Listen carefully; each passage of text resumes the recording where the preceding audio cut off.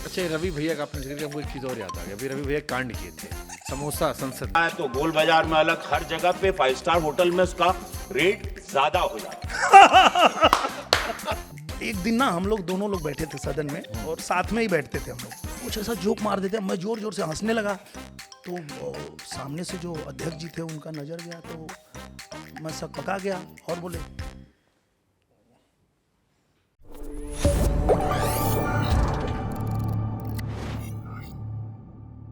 अच्छा, रवि भैया का आपने जिक्र किया, हमको एक चीज और याद आ गया। अभी रवि भैया कांड किए थे समोसा संसद में। लोग कहे कि इसके बाद यह चर्चा हो जाए कि चटनी लाल नहीं मिलती, हरा वाला मिलती है। वो कहे समोसा अलग अलग साइज मिलता है, अलग अलग रेट मिलता है। भाई रवि भैया का ना यही कमाल है। एक दिन ना हम लोग दोनों लोग बैठे थे सदन में और साथ में ही बैठते थे हम लोग। सीट हमारी अलग अलग थी तो हम लोग साथ में इतना बैठते थे कि जब नया सदन बना तो उसमें ना हम दोनों की सीट साथ में ही रख दिया गया कि ये लोग को कहीं सीट दे दो, बैठेगा साथ में। तो बैठे थे हम लोग, तो वो ऐसे कुछ ना कुछ ऐसी चीजें करते रहते हैं कि वो अचानक से अचानक से बैठे थे और बैठे बैठे और कुछ ऐसा जोक मार देते, मैं जोर जोर से हंसने लगा तो सामने से जो अध्यक्ष जी थे उनका नजर गया तो मैं सक पका गया और बोले, अरे वो योगी जी बगल बैठे थे। कहे शमशान घाट का उद्घाटन था। हाँ। कहे यहाँ जलोगे तो सीधे स्वर्ग जाओगे। हर हर महादेव। हम कहे महाराज। और इसलिए महाराज जी भी खूब आनंद लेते हैं। हाँ। खूब आनंद लेते हैं। और रवि भैया बहुत एकदम मस्त मौला तो रवि आदमी भैया कहने भेजे ठाकरे जी के पास, जो आप लड़ाई कर रहे थे कि भाषा के खिलाफ, अगर मराठी भाषा लड़ाई जो विवाद चल रहा था, आप बोले रवि भैया को भेज देते। नहीं, रवि भैया भी हर हर महादेव करते हर हो हर अपने महादेव अंदाज कर में। ही देंगे, वो कर ही देंगे। लेकिन मैं ना भैया आप बहुत भिड़ गए थे। आपने कहा मुंबई में बैठ के, आप कहे कि हम बैठे हैं यहाँ पर, जिसको करना कर लो। डर नहीं लगता आपको? राज ठाकरे से डर नहीं डरते आप? क्यों डर लगेगा? मैं इसलिए बोला कि एक बात बताइए, ये देश आज़ाद हुआ और इस देश को आज़ादी दिलाने में कितनी कुर्बानी हुई। कहते हैं कि करता कदर कौन माता मही की, अगर जन्म लेने के रिश्ते न होते, आज़ाद होता न भारत हमारा, अगर हिंद में कुछ फरिश्ते न होते, जन्मे किशन सिंह के गोदी के तारा, दिए खून से सींच भारत की रेती, वह थे भगत सिंह बचपन में कहते, करूंगा पिताजी बंदूकों की खेती। भारत का बच्चा जब ऐसा भाव रखता है कि इस देश को आज़ाद कराने के लिए शहीद हो जाएंगे, और शहीद हुए, कुर्बानी दिए, तब ये आज़ाद हुआ। लेकिन जब आज़ादी मिलने के बाद इस देश में तुष्टीकरण करने वाला नेता, इस देश में भाषा के नाम पे राजनीति करने वाला नेता, इस देश में क्षेत्र के नाम पे राजनीति, जात पात के नाम पे राजनीति करने वाला नेता कोई बात करेगा तो उसके खिलाफ तो हमको बोलना पड़ेगा, क्योंकि तुष्टीकरण करने वाले वतन बेच देंगे, बेच करके चमन ये अमन बेच देंगे, और बचेगा ना कुछ भी जब बेचने की खातिर खोद करके कबर ये कफन बेच देंगे। बट जैसे नेता लोग बिहार से बोलते समझ में आता है, बम्बई में बैठ के बोल रहे हो। हाँ, क्योंकि अगर भाषा के सम्मान की बात है तो संविधान के हिसाब से ये देश चलता है ना। और संविधान लिखा किसने है? बाबा साहब भीमराव अंबेडकर जी ने। उनकी भाषा क्या है?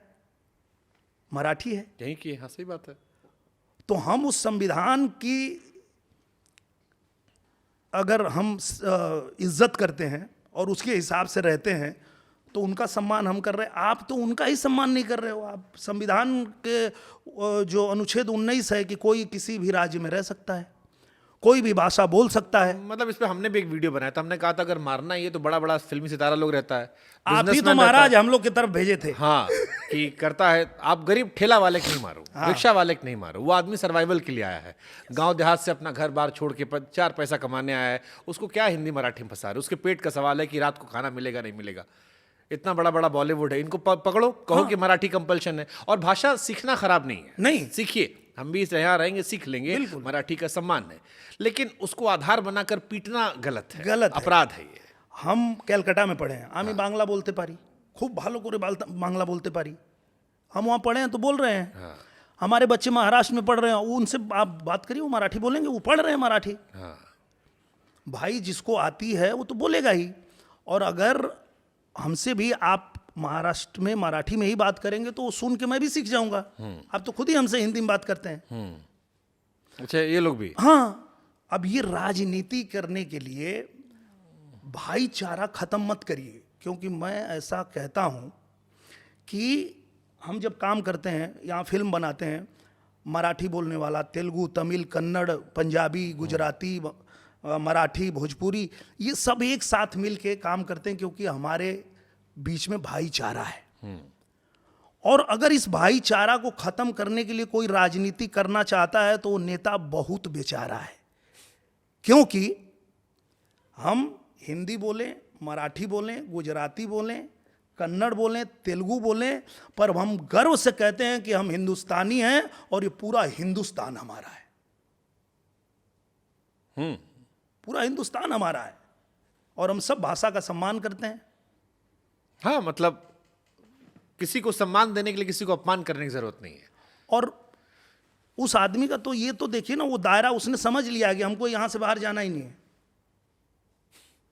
कौन सी राजनीति कर रहे हो भैया? अब 1.5% वोट मिला तो क्या करेंगे? हम पूरे देश में जाते हैं, हम महाराष्ट्र में चुनाव हो तो भी हम जाते हैं, हम पंजाब में हो, दिल्ली में हो, हरियाणा में हो, आसाम में हो, जहाँ भी चुनाव हो, हम अपने पार्टी के प्रचारक हैं, हम जाते हैं। ये आदमी सिर्फ यहीं बैठ के और जितना बात कर ले, इनको बोलो जाओ, अभी अयोध्या जाना था, उधर वो चाचा हमारे ललकारे तो ये रुक गया, गया ही नहीं। ब्रिजभूषण बात कर रहे हैं। हाँ, जाना चाहिए था ना। तो भैया यहीं खाली बैठ के राजनीति करोगे? पूरा देश को एक साथ लेके चलो, सबके बीच में भाईचारा है, ये भाईचारा को खत्म करने की कोशिश मत करो। ना, ठीक बात है, यहाँ हम आपका समर्थन करते हैं कि आप, और खास तौर पर गरीब आदमी को मत मारे पीटिए। हाँ। मतलब किसी से भी मैं कहूंगा कि ताकत दिखाना है, बराबर के औकात वाले को दिखाओ। हाँ। गरीब आदमी को मार के क्या मिलेगा? गरीब पे तो हर आदमी मार देता है। और सबसे बड़ी बात एक है, आप हाथ उसी पे उठाते हो ना जिस पे आपको पता होता है कि पलट के नहीं मारेगा। सही बात है। और अगर पलट के उसने एक मार दिया ना, तो फिर जीवन में कभी दोबारा किसी पे हाथ उठाने नहीं जाओगे, पता है कि साला ठोक देगा सामने से।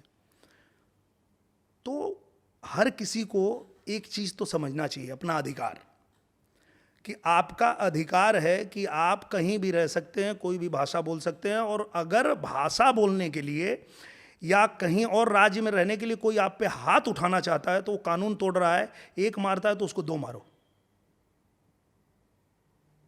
हालांकि इस पे भी हमें कहेंगे, अगर आप लंबे समय तक किसी जगह रहते हैं तो सीख भी लीजिए। सीख लीजिए, वो भी अच्छी चीज है, उनके कल्चर का सम्मान होना सीखने में चाहिए। बुराई नहीं है। हम तो कह ही रहे हैं कि सीखने में बुराई नहीं है। आप जितनी ज्यादा भाषा सीख सकते हैं, सारी भाषाएं अच्छी इजी काम हो जाएगा, लाइफ इजी हो जाएगी। इजी हो जाएगा, उसके लिए कोई बुराई नहीं है। पर मारोगे आप सही बात है। गरीब आदमी को। और उससे भी बड़ी बात बताता हूं मैं, इस बात पे मुझे गुस्सा क्यों आया। सिर्फ ये नेताओं तक रहता तो मुझे गुस्सा नहीं आता। एक साधारण नागरिक उस आदमी को सुन के फंस गया, जिसको कुछ लेना देना नहीं है, उसको पता नहीं है कि ये क्यों बोल रहा है, ये कुछ राजनीतिक लाभ इसको लेना है इसलिए बोल रहा है। और वो ट्रेन के लोकल डब्बे में एक साधारण महिला, किसी साधारण महिला को, ए बोल मराठी बोल बोल बोल, लड़ रही है। क्या ये नफरत फैला रहे हो तुम? क्योंकि वो जब आपको सुनने वाले लोग वो नफरत करने लगेंगे तो फिर क्या बचेगा? सही बात है। अगर आपका कोई सुनता है और आप लीडर बनते हो तो अच्छा चीज करो ना, देश को जोड़ने के लिए काम करो, खड़ा कर दो कि है भाई सब लोग एक साथ भाई भाई। आप देश को जोड़ने के लिए अपने पॉलिटिक्स का इस्तेमाल करो, अपने कद का इस्तेमाल करो, पावर का इस्तेमाल करो। उनकी पार्टी का नाम महाराष्ट्र नवनिर्माण सेना, जो संस्कृत का शब्द है, संस्कृत से मराठी आई, संस्कृत से हिंदी आई, और हम आपस में मराठी हिंदी में मार कर रहे हैं। दुर्भाग्यपूर्ण है, बट बहुत दुर्भाग्यपूर्ण है। Sad part of Indian politics. बिल्कुल नहीं होना चाहिए। और मैंने कहा था कि ये जहां भी हो उसका विरोध होना चाहिए और सबको करना चाहिए, और सबने किया भी, विरोध किया, सबने किया।